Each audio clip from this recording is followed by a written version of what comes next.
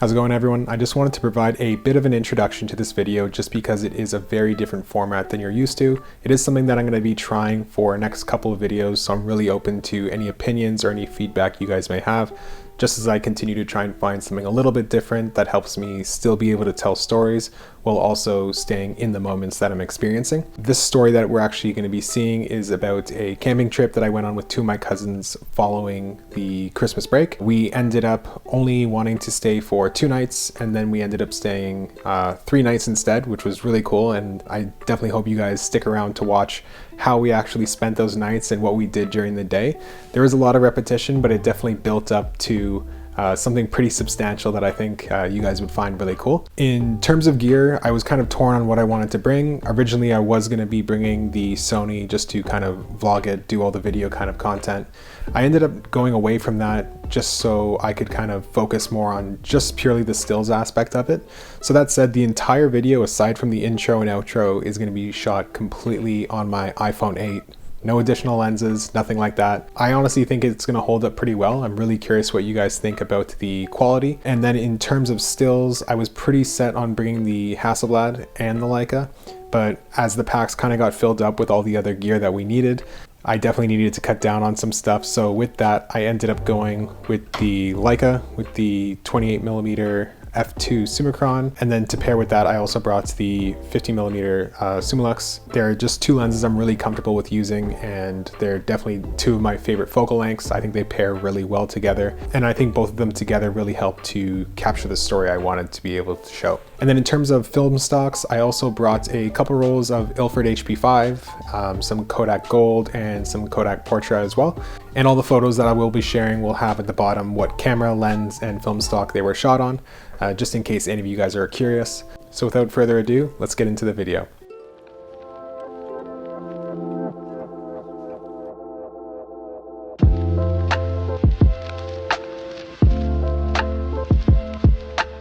So for this trip I was joined with 3 others. It was Lucas, Evan, and Evan's dog Aspen. When we got to the site, there was a nice layer of snow everywhere, and we basically unpacked and started our trek to the campsite. We mapped it out before, and it ended up being around a 2-hour hike to get to our site. Lucas and Evan, being the geniuses that they are, actually made a sled out of a wheelbarrow. They took the wheels off, or basically just the container part, added some piping to it with some zip ties, and we used that to pull majority of our food and everything else that was basically too heavy for the packs. I also think that shooting in dense foliage like this is always tricky, especially for something like black and white, because you can often lose your subject pretty easily. I think if I were to shoot this all again, I would have started out with something like a color film right from the get-go. When we got to the lake, we selected this site, which had a pretty spectacular view of the lake. Although it was frozen with some snow over top, it was still really nice, and we basically had the whole area. We didn't see anyone on the way in, and we were completely isolated the entire time of our trip. We knew that going into this, one of the biggest challenges was going to be the fire, whether it was finding wood, the wood being wet, or just everything being completely frozen. We knew that this was going to be an issue, so we definitely kind of made an effort to get around that. It was kind of funny that we actually had to thaw out all the wood next to the fire before it would actually start burning, just with how cold it was there. And just fair warning, a lot of these photos is going to involve cutting wood, building, and cooking, because at the end of the day, that's basically all we did. Everything that you kind of do during winter camping is all about creating warmth or staying warm, whether that's through your diet, through activity, or through burning of firewood. And then Aspen's main priority was just keeping us safe and was always good at keeping watch. The lake was frozen enough for us to go and walk over top of it, which was great because that made getting water a lot easier. All we had to do was kind of bring an axe out, chop a hole in it, and then we just kept going back to that same spot in order to retrieve water. These 2 frames were actually Portra, but I converted them to black and white. I just think that they worked a lot better in this way. Honestly, the iPhone held up very well, and the iPhone 8 always continues to impress me.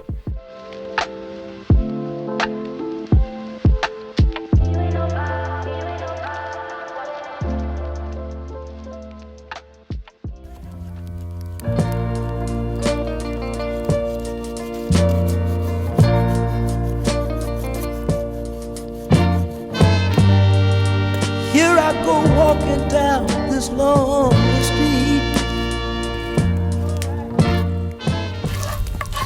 Laughing and smiling with every How is it? Some seasoning. So good. So good. but no one knows. Sure, Picked it yourself? also hot sauce. I don't know if you want hot sauce. I'll take anything hot right now, to be honest. True. Oh, yeah. Sure, let me clean up the edge there. Yeah, perfect presentation. Thanks, Chef Evan. No problem. Chevin.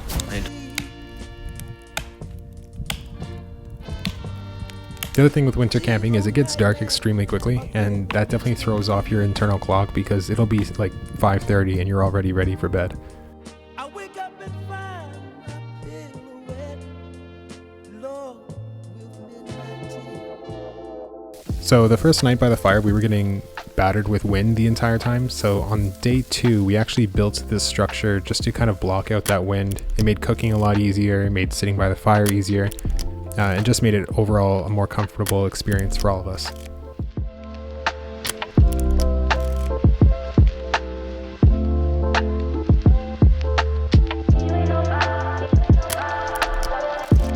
We did also make a pulley system for the coffee pot, which just made it easier to lower and rise.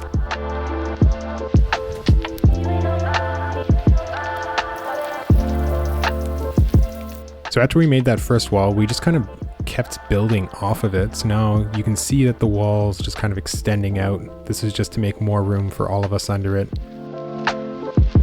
And then periodically throughout the day, we would all kind of do firewood runs where we would go pull our sled and obviously do some sledding.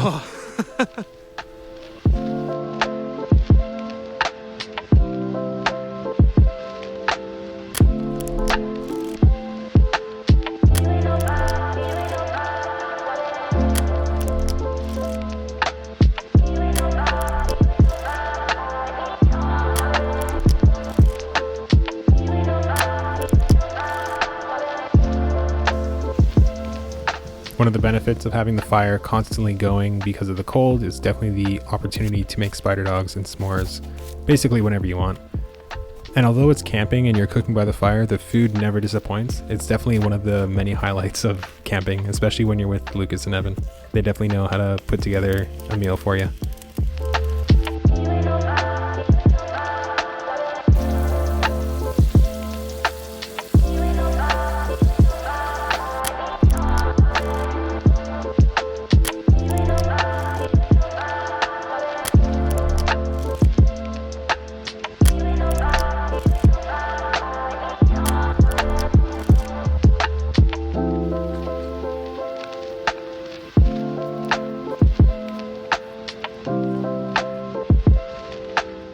And this is the hole we retrieved water from. The ice was about, I'd say, 5 inches thick.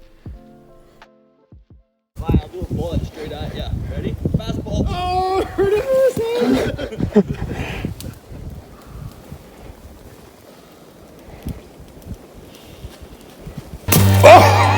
Here I go walking down this long street, No!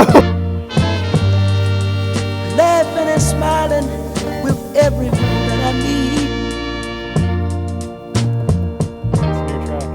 But no one knows what's in this lonely heart, Lord, but me.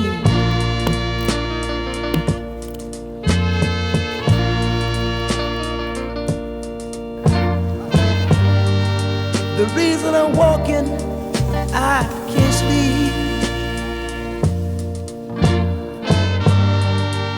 These old nightmares are getting the best of me. While we were there, we also decided to take our chances with ice fishing. We knew some fish were in season and we could walk out basically to the middle of the lake. So we said, why not? We're going to be there anyways.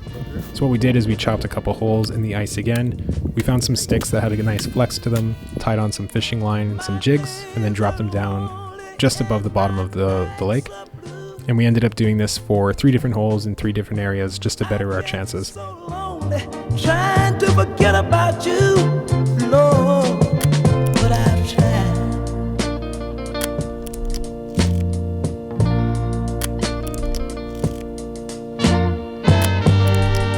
But when I get back in my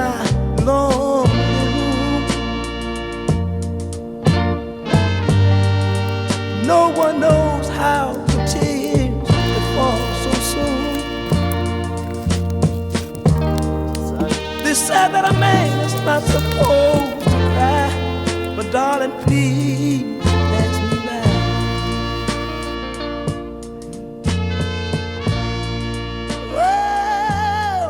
Whoa, this long talking about this. On day 3, we had a clear sky for majority of the day, which was fantastic. It was definitely nice to have some sunlight, but we definitely knew that that meant it was going to be quite cold without the insulation of the clouds. As you can see, this is what the Leica looked like in the morning after the cold.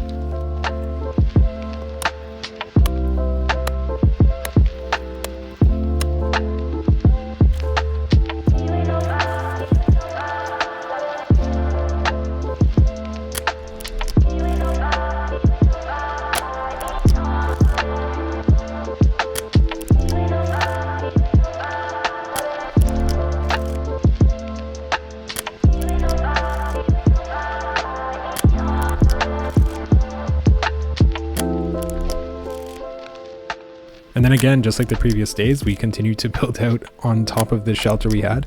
And very quickly, it transformed from just being a single wall to becoming an entire shelter with walls and doors all around it. Evan and Lucas actually spent the previous night sleeping next to the fire using just that wall. I ended up passing out in the tent. There's no way I was doing that. But we decided on this night, since we were going to stay one night longer, let's build up this shelter as best as we can, and us 3 will all spend the night by the fire, just because in our minds, it was a lot warmer to be next to the fire than to be in the tent that offered very little in terms of insulation. But with the sun going down, I was also making sure to take advantage of the light that was there. I'm definitely glad that I had something like that, or else I think majority of the photos would be quite flat in terms of the lighting that I got. So this is just more of the structure. You can see kind of the ribbing that is happening over there. And then we had the fire pit in the middle. And then we just had a bunch of greenery on the ground to act as insulation for us to sleep on.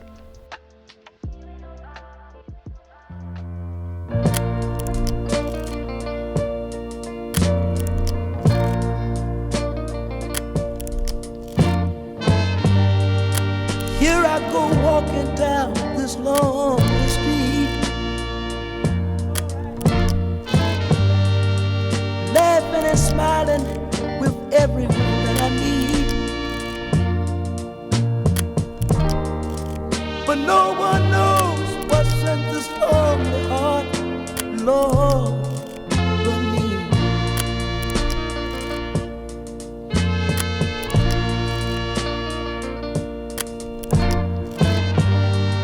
The reason I'm walking, I can't sleep. These old nightmares are getting the best of me. Probably switch the batteries on this thing. On my standards? Perfect to adjust custom. Is it? There you go, we got Lucas over there.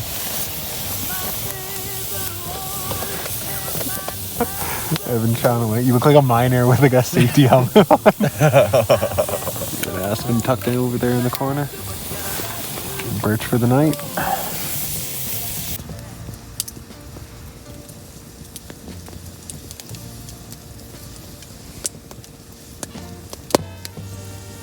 But when I get back in my long. And then day 4, there wasn't really much left for us to do. We knew it was going to be the hike out, so we got up.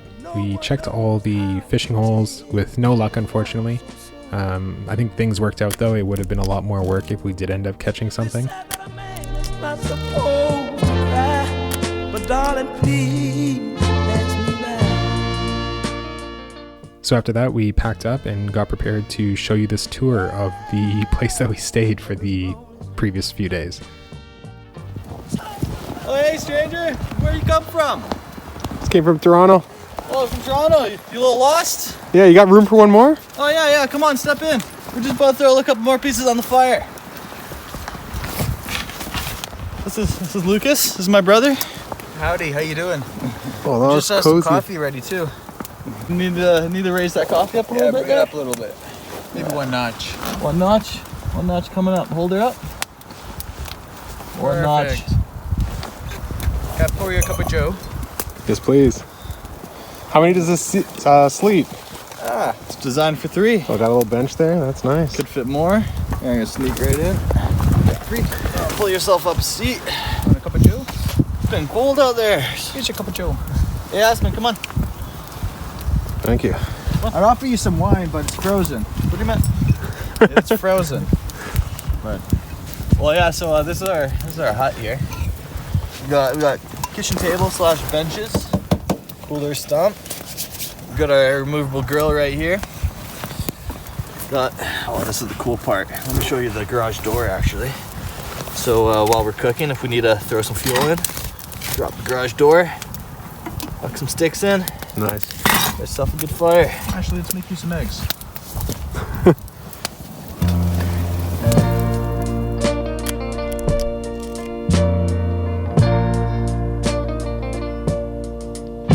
So with the hike back, I think all of us were very happy with the experience we had.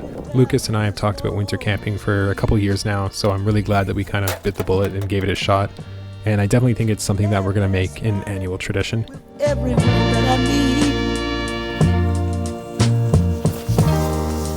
but no one knows what sent this home. In terms of a future winter camping trip, there's definitely some changes we would make. This would probably not only make our packs a lot lighter, but make the equipment that we do bring a lot more useful. The reason I'm walking, I can't sleep.